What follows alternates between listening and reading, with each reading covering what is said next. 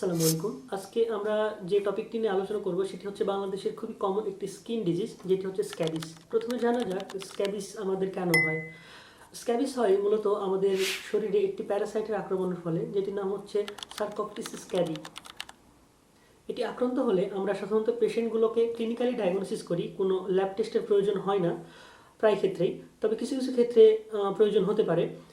কিন্তু প্রথমত আমরা পেশেন্টকে ক্লিনিক্যালি দেখেই ডায়াগনোসিসটি করতে পারি। পেশেন্ট আমাদের কাছে এসে কমপ্লেন করে তাদের ইন্টেন্সিভ ইচিং হয়, বিশেষ করে রাতে, এবং পরিবারে আরও কিছু মানুষও আক্রান্ত হতে পারে। এবং যে সাইডগুলোতে চুলকানোর কথা বলে সেগুলো হচ্ছে মূলত আঙ্গুলের ফাঁকে, রিস্টে, আমাদের কনুয়ে, বগলে এবং মেল এবং ফিমেল জেনিটেলিয়াতে।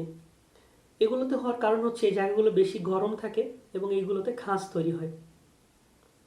স্ক্যাবিসে আক্রান্ত হলে খুবই কমন একটি ব্যাপার হচ্ছে রাতে চুলকানিটা অনেক বেশি বেড়ে যায় এবং যে জায়গাগুলোতে চুলকায় সেই জায়গাগুলোতে লাল ছোট ছোট দানা বা গুটির মতো দেখা যায়। এখন স্ক্যাবিসে আক্রান্ত হলে এর থেকে পরিত্রাণের উপায় কী? আমাদের দেশে পপুলেশন অনেক বেশি হওয়ার কারণে স্ক্যাবিস রোগ আমাদের এখানে খুবই কমন একটি ডিজিজ। এখন এই থেকে পরিত্রাণের উপায় খুবই সহজ এবং এটি একটি কিউরেবল ডিজিজ। আমরা স্ক্যাবিস আক্রান্ত পেশেন্টদেরকে সাধারণত পারমেথ্রিন 5% নামক এক ধরনের ক্রিম ইউজ করতে বলি এবং বিশেষ ক্ষেত্রে আরও কিছু ক্রিম ইউজ করতে বলা হয়। সেটি পরিস্থিতি ভেদে একজন বিশেষজ্ঞ ডাক্তার প্রেসক্রাইব করতে পারে এবং তাছাড়াও কিছু অ্যান্টিহিস্টামিন টাইপ ওষুধও প্রেসক্রাইব করা হয়।